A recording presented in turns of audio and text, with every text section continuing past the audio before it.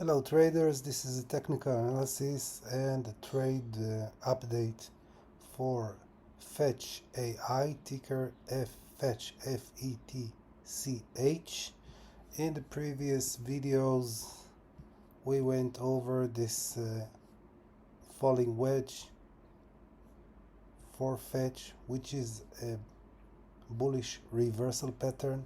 We talked about a nested bull flag inside the breakout out of the falling wedge, and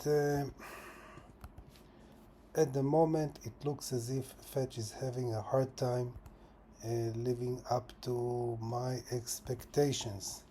It broke out of the wedge, however, unlike AGX for example, it kind of lost its uptrend. What do I mean?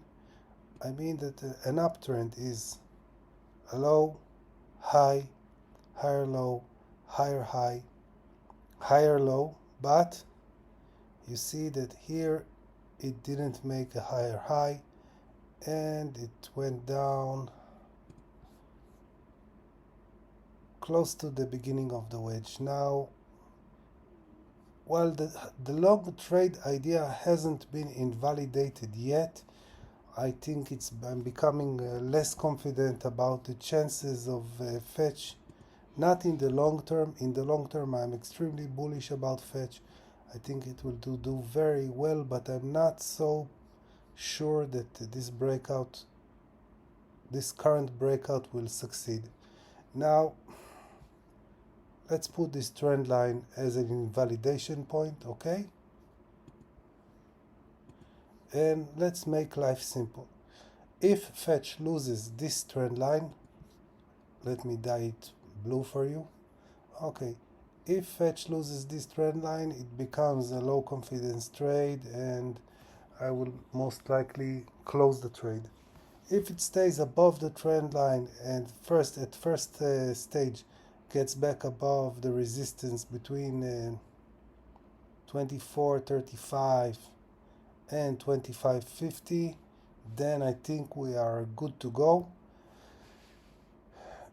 Sometimes you need to have patience. Don't rush to scrap your trades, okay?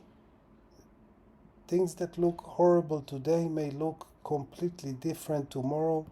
Don't be in a hurry to close a trade.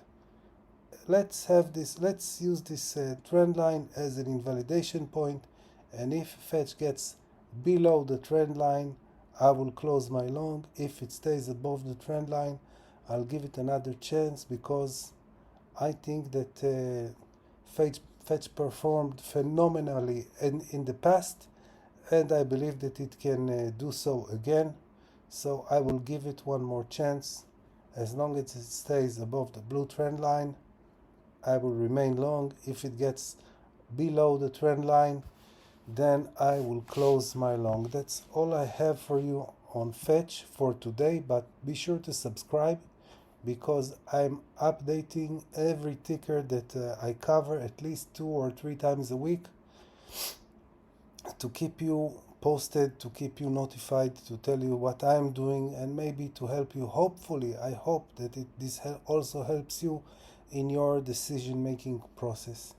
That's it for now. Goodbye and see you in the next video.